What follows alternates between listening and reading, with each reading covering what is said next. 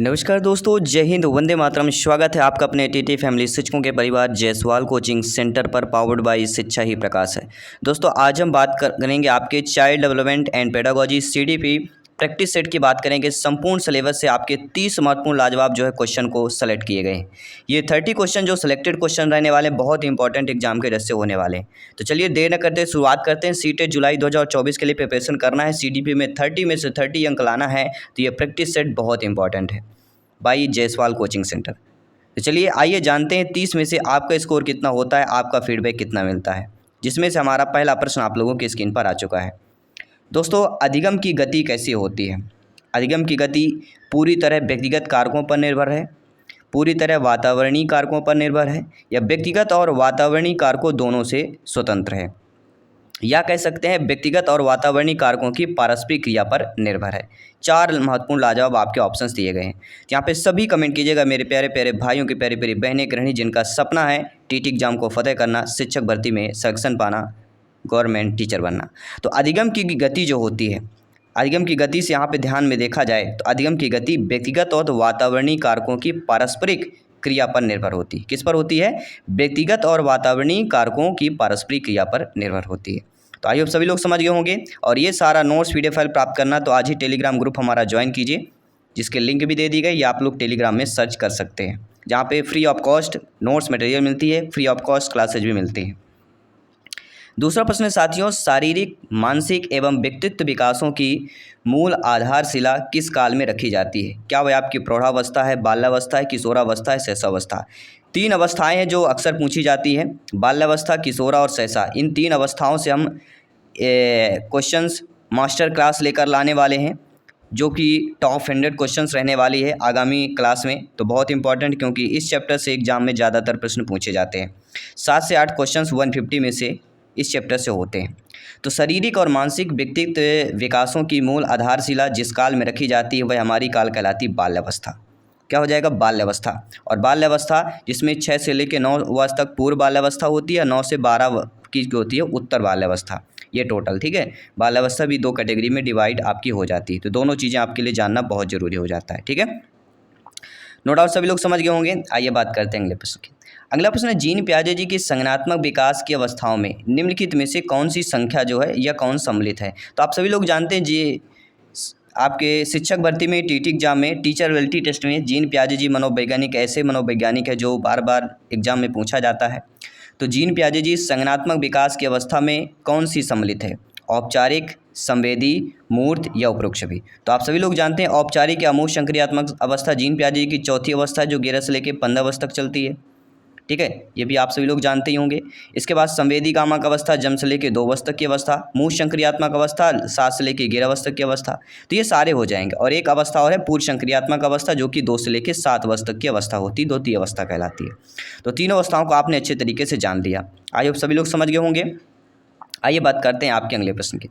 दोस्तों, यह कथन है कि एक उत्तेजक प्रतिमान जो एक प्रतिक्रिया के समय क्रियाशील है, यदि वह दोबारा होगा तो उस प्रतिक्रिया को उत्पादित करने की प्रवृत्ति रखेगा, इनमें से किसे या किस सीखने के सिद्धांत को इंगित करता है? इस बार के ज़्यादातर प्रश्न पूछे जाते हैं इस प्रकार के, आप सभी लोग जानते हैं। क्या वह हल के प्रबलन का सिद्धांत है, गुथरी का प्रतिस्थापन का सिद्धांत है, सीखने का क्षेत्रीय सिद्धांत है, या कह सकते हैं स्किनर का प्रबलन का सिद्धांत है? तो आप सभी लोग जानते हैं, सभी लोग ज्ञानी सर्वव्याख्याता लोग हैं, भावी अध्यापक अध्यापिकाएँ हैं, कि एक उत्तेजक प्रतिमान जो एक प्रतिक्रिया के समय क्रियाशील है, यदि वह दोबारा होगा तो उस प्रतिक्रिया को उत्पादित करने की प्रवृत्ति रखेगा। तो इनमें से जिससे सीखने के सिद्धांत को इंगित करता है वह गुथरी का प्रतिस्थापन का सिद्धांत, क्योंकि यहीं से हमारा क्लियर हो गया कि जो प्रतिक्रिया के समय क्रियाशील है, यदि वह दोबारा होगा तो उस प्रतिक्रिया को उत्पादित करने की प्रवृत्ति रखेगा। प्रतिक्रिया अर्थात हम बात करेंगे गुथरी के प्रतिस्थापन सिद्धांत की बात करेंगे। आई होप सभी लोग समझ गए होंगे। सभी लोग अच्छे तरीके से कमेंट करते रहिए, फीडबैक करते रहिए, तैयारी जारी रखिए, क्योंकि इस बार टीटी एग्जाम को फतेह 101% करना है। दोस्तों, एक प्रगतिशील कक्षा में सीखना किस प्रकार होता है? मान लीजिए आपकी नियुक्त होती है, आप लोग अध्यापक अध्यापिका बनते हैं, टीचर्स बनते हैं। तो एक प्रगतिशील कक्षा में आप पढ़ाने जा रहे हैं, तो उसमें सीखना जो है व्यक्तिवादी और निष्क्रिय होगा, सक्रिय और सामाजिक होगा, परीक्षा उन्मुख होगा, या पाठ्य पुस्तक केंद्रित होगा? सभी कमेंट कीजिएगा। जी हाँ, सभी ब्रदर्स, सिस्टर्स एंड टीचर्स सभी कमेंट कीजिएगा। देखिए दोस्तों, एक प्रगतिशील कक्षा में जो सीखना होता है वह सक्रिय और सामाजिक होता है। क्या होता है? सक्रिय और सामाजिक is the right answer. No doubt सभी लोग समझ गए होंगे। आइए बात करते हैं आपके अगले प्रश्न की। अगला प्रश्न बहुत ही इंटरेस्टेड प्रश्न है, तो ध्यानपूर्वक समझना है और आप सभी लोगों को फीडबैक भी करना है। अगला प्रश्न है, शिक्षण अधिगम में मनोविज्ञान के महत्व के संबंध में निम्नलिखित में से कौन सा कथन सही दिया गया है? देखिए, शिक्षण अधिगम में मनोविज्ञान के महत्व को देखते हुए ऑप्शन को देखना है। शिक्षार्थी को जानने में सहायक, शिक्षक को स्वयं को जानने में सहायक, प्रभावी अधिगम प्रक्रिया में सहायक, शिक्षक की व्यावसायिक वृद्धि में सहायक। तो आप सभी लोग जानते हैं कि शिक्षण अधिगम में मनोविज्ञान के महत्व की अगर बात होती है और आपके नीचे ऑप्शंस कूट वाले ऑप्शंस दिए जाते हैं, ठीक है, कोड वर्ड दिया जाता है। तो सर्वप्रथम शिक्षार्थी को जानने में सहायक भी होता है, इसके बाद प्रभावी अधिगम प्रक्रिया में सहायक होता है दूसरे नंबर में, तीसरे नंबर फिर आपका आता है ये शिक्षक को स्वयं जानने में सहायक होना, और फिर अंत में आता है आपका चौथा नंबर कि शिक्षक की व्यावसायिक वृद्धि में सहायक होना। तो यहाँ पे हमारा कौन सा ऑप्शन होगा? यहाँ पे according to question D option जो दिया गया सही हो जाएगा। तो नो डाउट सभी लोग समझ गए होंगे, ठीक है, आई होप सभी लोग समझ गए चुके होंगे। आइए बात करते हैं आपके अगले प्रश्न की बात करते हैं। अगला प्रश्न है, राष्ट्रीय शिक्षा नीति 2020, जी हाँ, NEP न्यू एजुकेशन पॉलिसी बच्चों के मूल्यांकन के लिए समावेश को प्रस्तावित करती है। समूह कार्य, स्वयाकलन, परियोजना, मानकीकृत परीक्षा, पोर्टफोलियो बनाना, मानक निर्देशन, मानदंड निर्देशित परीक्षा। देखिए, जो आपकी NEP न्यू एजुकेशन जो पॉलिसी है, ये बच्चों के मूल्यांकन के लिए समावेशन जो प्रस्तावित करती है वह समूह कार्य और स्वयाकलन। कोई भी कार्य हो, बच्चे समूह में कार्य करें और स्वयं आकलन करें, ज़्यादा बेटर होता है, क्योंकि इससे बच्चे जो है ज़्यादा अच्छे तरीके से सीखते हैं। तो इसलिए first option is the right answer, ठीक है। NEP 2020 में मूल्यांकन समूह कार्य द्वारा किया जाता है और समूह कार्य से बच्चे में स्व आकलन करने की क्षमता बढ़ती है, इसलिए यहाँ पे ऑप्शन समूह कार्य और स्व आकलन दोनों का संबंध आपने अच्छे तरीके से जान लिया। आइए बात करते हैं साथियों आपके अगले प्रश्न की। अगला प्रश्न है, आशुवेल के अनुसार किस प्रकार के सीखने में समस्या का समाधान निहित होता है? आशुवेल की अब बात की जा रही है, ध्यानपूर्वक समझिएगा, इंपॉर्टेंट क्वेश्चन है, संभावित प्रश्न है। देखिए दोस्तों, आशुवेल ने जिस प्रकार से सीखने में समस्या का समाधान जो है निहित किया है वह किस प्रकार का होता है? तो वह होता है खोजपूर्ण सीखना। Third option is the right answer. No doubt सभी लोग समझ चुके होंगे। आपका कमेंट, आपका फीडबैक यहाँ पे सर्वोपरि है, सर्वमान है, और जयसवाल सर आप सभी का अभिनंदन स्वागत भी कर रहे हैं, इसलिए सभी लोगों को कमेंट करना है। दोस्तों, दो या दो से अधिक व्यक्तियों के मध्य तथ्यों, विचारों, मतों, भावनाओं का आदान प्रदान क्या कहलाता है? काफ़ी बार शायद एक दो बार पूछा भी गया है। तो अब आप अगर आप प्रीवियस पेपर सॉल्व किए होंगे या प्रीवियस पेपर आपने अटेंड किया होगा, क्वेश्चन पेपर देखा होगा, तो आप ज़रूर इस प्रश्न को रिमाइंड कीजिए और कमेंट बॉक्स में आंसर सही आपको बताना है। तो दो या दो से अधिक व्यक्तियों के मध्य जो है तथ्यों, विचारों और मतों, भावनाओं का आदान प्रदान ही हमारा क्या कहलाता है? संप्रेषण कहलाता है। यह क्वेश्चन आ गया कि संप्रेषण किसे कहते हैं? तो दो या दो से अधिक व्यक्तियों के मध्य तथ्य, विचार और मतों की भावनाओं का अगर आदान प्रदान हो रहा है तो वही प्रक्रिया हमारी क्या कहलाई जाती है? संप्रेषण इज द राइट आंसर। अगला प्रश्न आइए जानते हैं, एजुकेशनल साइकोलॉजी कॉग्निटिव व्यू पुस्तक किस प्रसिद्ध मनोवैज्ञानिक की है? Albert Bandura, David Ausubel, BF Skinner या जीन पियाजे जी। तो आप सभी लोग जानते हैं जो एजुकेशनल साइकोलॉजी जो कॉग्निटिव व्यू पुस्तक है, बुक है, जिस प्रसिद्ध मनोवैज्ञानिक की है वह हमारी डेविड आशुवेल की बात कर रहे हैं। B option is the right answer. I hope सभी लोग समझ चुके होंगे। आइए बात करते हैं अगले प्रश्न की। अगला प्रश्न है, निम्नलिखित में से कौन सा शिक्षण प्रतिमान का कार्य नहीं होता है? देखिए, शिक्षण प्रतिमान का कार्य होता है कि पाठ्यक्रम रूपरेखा बनाना, अनुदेशात्मक सामग्री का विकास एवं चयन करना, शिक्षण निगम परिस्थिति में शिक्षक की क्रिया को निर्देशन करना। लेकिन शिक्षण प्रतिमान कार्य यह नहीं होता कि वह सामाजिक कौशलों का चयन करें। तो सामाजिक कौशलों का चयन करना यह कार्य नहीं होता, इसलिए according to questions D option is the right answer. इसके बाद हम बात करेंगे आपके अगले प्रश्न की। दोस्तों, एक कवि, एक लेखक और एक कहानीकार के पास कौन सी बुद्धि अधिक मात्रा होने की संभावना है? स्थानिक, भाषाई, संगीतमय या अंतर व्यक्तित्व बौद्धिकता की बात करेंगे। सभी कमेंट करना है, यहाँ पे सभी मित्रों को कमेंट करना है। तो एक कवि, एक लेखक, एक कहानीकार, इनके पास ऐसी बुद्धि अधिक मात्रा में होने की संभावना हो जाती, वह होती भाषाई बुद्धि। क्योंकि कवि है, लेखक और कहानीकार है, इनको भाषा का ज्ञान बहुत ज़रूरी है, इसलिए भाषाई बुद्धि इनके पास होने की संभावना वो भी अधिक मात्रा में पूछी जा रही है। क्योंकि भाषाई बुद्धि मतलब सही समय पर सही शब्दों का प्रयोग करने की संबंधित बुद्धि को ही भाषाई बुद्धि कहते हैं। और ऐसी कला किसके पास हो सकती है ज़्यादातर अधिक मात्रा में? कवि, लेखक और कहानीकार के पास। तो सिंपल सा समझने वाली बात है, आप सभी लोग समझ भी चुके होंगे। चलिए बात करते हैं आपके अगले प्रश्न का। अगला प्रश्न फेवरेट प्रश्न कह सकते हैं एग्जाम की दृष्टि से, कि निम्नलिखित में से कौन सी कंप्यूटर सहायक अधिगम की विशेषता नहीं है? नेगेटिव ज़्यादा पूछे जाते हैं, क्योंकि एक ऑप्शन से पॉजिटिव सब लोग समझ जाते हैं ना, इसलिए हम नेगेटिव ज़्यादा पूछे जाते हैं। और इस प्रकार से आपका कोड वर्ड में दिया रहेगा, तो आपको बताना है कंप्यूटर सहायक अधिगम की विशेषता नहीं है। पहला ऑप्शन देखते हैं, कंप्यूटर यंत्र एक शिक्षार्थी के मध्य स्वदेश अंत्यक्रिया होती है। बिल्कुल सही बात है, ये तो हमारा सही दिया गया है। व्यक्तिगत शिक्षार्थी की सहायता के लिए, ये भी सही बात है। वांछित अनुदेशात्मक उद्देश्यों को स्वयं की योग्यता से प्राप्त, ये भी आप कह सकते हैं। इसके बाद आपका फोर्थ ऑप्शन है कि शेष चिंतन व्यूह रचनाओं का विकास, नीचे दिए गए कोड में सही उत्तर बताना है। तो शेष चिंतन व्यूह रचनाओं का विकास, ये मुझे लगता है कि कंप्यूटर सहायक अधिगम की विशेषता नहीं हो सकती है, बाकी 1, 2 ये तीनों होगी। यहाँ पे हमारा प्रश्न कह रहा है कौन सा नहीं है, इसलिए देखिए फोर्थ ऑप्शन हमें केवल देखना है, तो केवल डी जो कह रहा है केवल 4, तो डी ऑप्शन का हमें यहाँ पे सही कर लेना है। ठीक है, जिनको भी प्रॉब्लम है आप लोग वीडियो पॉज कर भी अच्छे तरीके से प्रश्न को समझ सकते हैं। इसके बाद हम बात करेंगे आपके नेक्स्ट क्वेश्चन की बात करेंगे।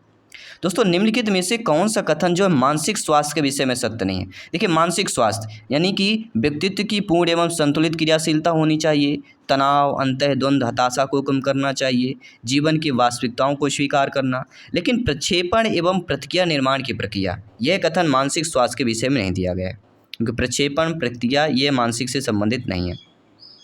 ठीक है, तो आपके according to question B option सही होगा। और ये पूछा जाए कि मानसिक स्वास्थ्य के लिए विषय में कौन सा सत्य दिया गया है, तो ये ए, सी, डी ये तीनों हमारे सत्य दिए गए। अब बात करेंगे जीन पियाजे जी के सिद्धांत से संबंधित है, कि जीन पियाजे जी के संज्ञानात्मक विकास के सिद्धांत के अनुसार किस अवस्था में अधिकांश बच्चे सक्रियाओं पर क्रियाएँ करने लगते हैं और उनमें परिकल्पनात्मक निगमनात्मक सोच विकसित हो जाती है। 4 अवस्थाएं सभी लोग जानते हैं। देखिए अब यहाँ पे समझना है, अधिकांश बच्चे संक्रिया पर क्रियाएं करने लगे और उनमें परिकल्पनात्मक निगमनात्मक सोच विकसित हो जाए। तो यहाँ पे विकसित हो जाने की बात कर रहा है। अभी ये नहीं कि थोड़ा थोड़ा कर रहा हो या सीख रहा हो तो हमारे मूर्ति में आ जाएगा, लेकिन विकसित हो जाने की बात कर रहा था। अमूर्त और औपचारिक संक्रियात्मक अवस्था यानी जीन पियाजे जी की चतुर्थ अवस्था। तो फोर्थ ऑप्शन यहाँ पे आप लोगों का सही हो जाएगा, क्योंकि औपचारिक या अमूर्त संक्रियात्मक अवस्था में बच्चे का चिंतन निगमनात्मक होता है, अमूर्त चिंतन बच्चा शुरू कर देता है, इसलिए ही अमूर्त औपचारिक संक्रियात्मक भी अवस्था भी इसे बोला जाता है। दोस्तों इनमें से कौन सा विद्यालयी प्रभावशीलता के मूल निर्धारक कारक है? क्या वह आपके शिक्षक है, पाठचर्या है, प्रबंध तंत्र है या उपरोक्त भी हो जाएंगे? आप सभी लोग ज्ञानी सर्वविख्याता लोग हैं, आप लोगों को कमेंट करना अवश्य यहाँ पे बनता है। और सभी मित्रों को जय हिंद, वंदे मातरम। साथियों सभी लोग कमेंट करते रहिएगा, तैयारी जारी रखिएगा, क्योंकि 101% इस एग्ज़ाम को फतेह करना है। तो इनमें से विद्यालयी प्रभावशीलता के मूल निर्धारक कारक हमारे शिक्षक भी होते हैं, पाठचर्या भी होता है और प्रबंध तंत्र भी होता है, अर्थात उपरोक्त भी, all above. D option is the right answer. No doubt सभी लोग समझ गए होंगे। आइए बात करते हैं आपके प्यारे प्रश्न, अगले प्रश्न के।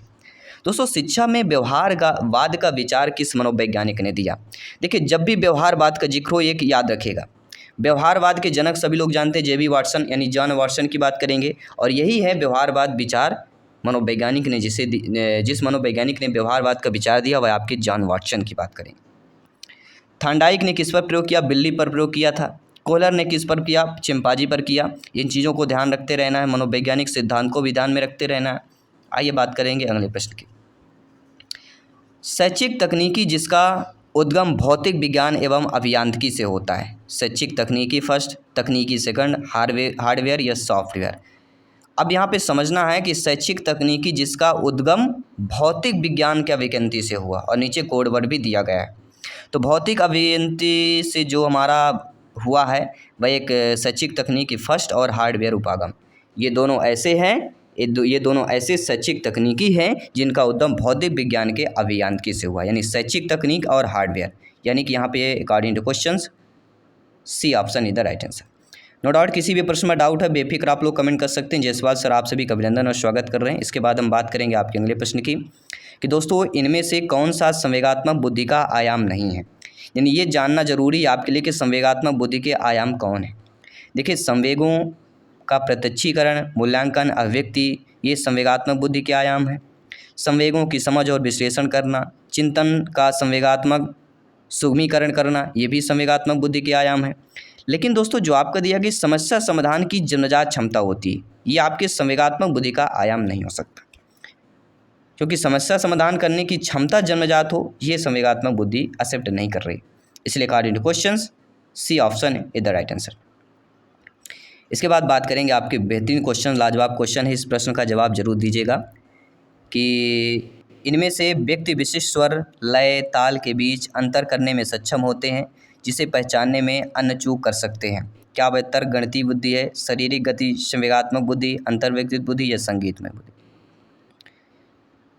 देखिए दोस्तों, जो व्यक्ति विशिष्ट स्वर, लय, ताल के बीच अंतर करने में सक्षम होते हैं, यानी स्वर, लय, ताल, ये कहाँ पे होता है? सिंगिंग पर होता है। यानी कि कौन सी बुद्धि हो गई? पहचानने में चूक भी नहीं करना चाहिए आपको, संगीतमय बुद्धि हो जाएगी।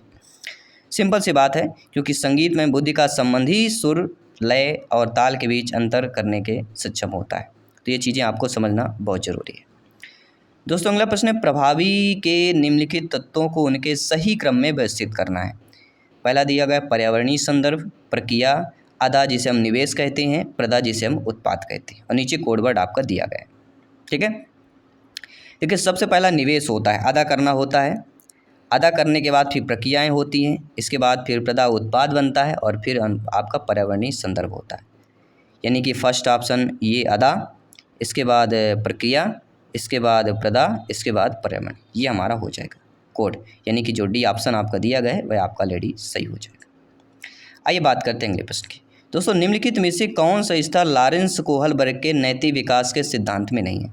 देखिए आपने अगर लॉरेंस कोहलबर्ग का नैतिक विकास का सिद्धांत पढ़ा होगा तो आप सभी लोग जानते हैं, उसमें परंपरागत स्तर है, पूर्व नैतिक स्तर है और आत्म अंगीकृत नैतिक मूल्य है, लेकिन आपकी क्रियात्मक स्तर आपने नहीं पढ़ा है।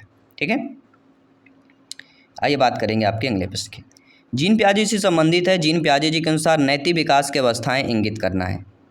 तो इसमें संक्रमण अवस्था, संकल्पना अधिगम अवस्था, रचनात्मक अवस्था, आत्म केंद्रित अवस्था, और नीचे कोड दिया गया है, आपको कोड सही बताना है। तो इसमें देखिए संक्रमण अवस्था और आत्म केंद्रित अवस्था की बात हो रही, फर्स्ट और फोर्थ की बात कर रहे हैं।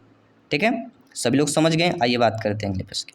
दोस्तों निर्मितवादी सीखने के सिद्धांतों के विषय में कौन सा कथन सत्य नहीं दिया गया है? अब देखिए निर्मितवादी सीखने के सिद्धांत की यहाँ पे चर्चा करना है, और आगे ऑप्शंस दिए गए हैं। देखिए दोस्तों, शिक्षार्थी अपने स्वयं के ज्ञान एवं समझ का निर्माण करते हैं। नवीन जानकारी का निर्माण पूर्व ज्ञान से किया जाता है। ये दोनों ऐसे हैं जो निर्मितवादी सीखने के सिद्धांत के विषय में सत्य दिए गए। और एक और यह है कि सीखना एक सक्रिय और गतिशील प्रक्रिया है, लेकिन संपूर्ण प्रक्रिया में शिक्षक की भूमिका सर्वाधिक महत्वपूर्ण है। यह आपका निर्मितवादी सीखने के सिद्धांत के विषय में सत्य नहीं दिया गया है, क्योंकि यहाँ पे निर्मितवादी की बात की जा रही है, इसलिए निर्मितवादी को ज़्यादा फोकस नहीं किया गया है। इनमें से कौन सी अवधि यौनारंभ, एज ऑफ प्यूबर्टी कहलाती है? और सभी लोग ये जानते होंगे 17 से 16 वर्ष। नॉर्मल 14 से 15 वर्ष एवरेज माना जाता है, 14 वर्ष से 15 वर्ष, और लेकिन यहाँ पे 13 से 16 जो है कैटेगरी रख दिया गया है, क्योंकि सभी का विकास एक समान नहीं होता है, किसी का पहले होता है, किसी का बाद में होता है। ये आप सभी लोग भली बात ही जानते हैं, शिक्षक हैं, टीचर हैं। निम्नलिखित में से कौन सा कथन शिक्षण में शिक्षण अधिगम सामग्री की उपादेयता से संबंधित नहीं? देखिए शिक्षण अधिगम सामग्री की उपादेयता से संबंधित अगर बात करें तो वह हमारा प्रत्यक्ष अनुभव का अच्छा विकल्प होता है, विषय वस्तु का स्पष्टता होती है, कच्चा वातावरण को जीवंत और सक्रिय बनाना होता है, लेकिन शिक्षण के मूल्यांकन की प्रक्रिया में सहायक। यह कथन शिक्षण अधिगम सामग्री की उपादेयता से संबंधित नहीं है। आई होप सभी लोग अच्छे तरीके से समझ रहे होंगे। बात करेंगे अगले प्रश्न के। दोस्तों शिक्षक प्रभावी अन्वेषण प्रदान करने हेतु जिन स्रोतों का प्रयोग करता है उन्हें क्या कहते हैं? देखिए आप सभी लोग शिक्षक हैं, तो आप ये बताइए कि आप जो है प्रभावी अन्वेषण प्रदान करने के लिए जिन स्रोतों का प्रयोग करेंगे उनको क्या बोला जाता है? क्या वह द्वितीयक स्रोत है, प्राथमिक है, शिक्षण सामग्री है, शिक्षण की तकनीक कहला जाएगी? तो आप सभी लोग जानते हुए हमारी क्या कहलाएगी? शिक्षक प्रभावी अन्वेषण प्रदान करने हेतु जिन स्रोतों का प्रयोग करता वह कहलाती शिक्षण सामग्री। आइए बात करेंगे प्रश्न की। दोस्तों प्रगतिशील शिक्षा शिक्षण अधिगम प्रक्रिया के केंद्र में किसे स्थान देती है? विद्यार्थी, अध्यापक, अभिभावक या परीक्षाएं की बात करें। दोस्तों प्रगतिशील शिक्षा शिक्षण अधिगम प्रक्रिया के केंद्र में जिसे स्थान देती है वह कहलाती विद्यार्थी स्टूडेंट।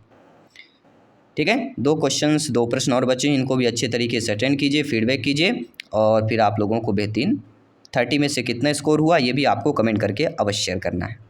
दोस्तों, एक माध्यमिक कक्षा कक्ष में विद्यार्थी को सबसे ज़्यादा अभिप्रेरित करने वाले अर्थपूर्ण शैक्षिक कार्य वह होते हैं जो बिल्कुल चुनौतीपूर्ण नहीं होते, मध्यम चुनौतियां प्रस्तुत करते हैं, बेहद चुनौतीपूर्ण होते हैं या पुनरावृत्ति उबाऊ होते हैं। एक माध्यमिक कक्षा की बात कर रहे हैं दोस्तों, 6 to 8 क्लास के बच्चों की बात कर रहे हैं, इसलिए ध्यानपूर्वक समझना है। इसमें क्या है, मध्यम चुनौतियां प्रस्तुत होती हैं। एक माध्यमिक कक्षा कक्ष में विद्यार्थियों को, बालक बालिकाओं को सबसे ज़्यादा प्रेरित करने वाले अर्थपूर्ण जो शैक्षिक कार्य होते हैं कि मध्यम चुनौतियां प्रस्तुत करते हैं। ठीक है, क्योंकि यदि बच्चों को शिक्षण प्रक्रिया के दौरान छोटी छोटी चुनौतियां चैलेंज दी जाए तो वे बच्चे कार्य करने के लिए मोटिवेट रहते हैं और आनंदपूर्वक कार्य करते हैं। और इस CDP प्रैक्टिस सेट का 30वां प्रश्न आपकी स्क्रीन पर आपकी आंखों के सामने। दोस्तों, सामाजिक और रचनावादी परिवेश के द्वारा परिलक्षित होता है। बैठने की स्थिर व्याख्या मानकीकृत की बात हो रही है। परिचर्या, अध्यापक केंद्रित शिक्षण शास्त्रीय प्रविधियां, कंठस्थीकरण बल की बात हो रही है। या विद्यार्थी केंद्रित शिक्षण शास्त्रीय प्रविधियां, ज्ञान सृजन हेतु अनुकूलन परिवेश की बात हो रही है। या दोस्तों, सांस्कृतिक रूप से अप्रासंगिक पाठचर्या, परीक्षा केंद्रित शिक्षण शास्त्रीय प्रविधियों की बात की जा रही है। तो सामाजिक और रचनावादी परिवेश के द्वारा परिलक्षित जो होता है कि विद्यार्थी, बालक बालिकाओं के केंद्रित शिक्षण शास्त्रीय प्रविधियां, ज्ञान सृजन हेतु अनुकूलन परिवेश। थर्ड ऑप्शन इधर राइट आंसर। तो दोस्तों, ये रहे आपके CDP के 30 क्वेश्चंस। 30 क्वेश्चंस बाल विकास का हमने कर दिया, चाइल्ड डेवलपमेंट एंड पेडागोजी के संपूर्ण सिलेबस यहाँ पे 30 क्वेश्चन को, मोस्ट क्वेश्चन को सेलेक्ट किया गया है। और 30 में से आप लोगों को स्कोर क्या फीडबैक करके ये अवश्य बताना है। डेली 7 PM में हमारी क्लास होती है। बाकी प्लेलिस्ट आप का ऑलरेडी बना दिया गया है, प्लेलिस्ट ज्वाइन कीजिए, प्रिपरेशन को बेहतर कीजिए और इस बार TT एग्जाम को फतेह कीजिए। जय हिंद, वंदे मातरम दोस्तों। जल्दी मिलता हूँ आपकी अगली क्लास पे। धन्यवाद सभी का।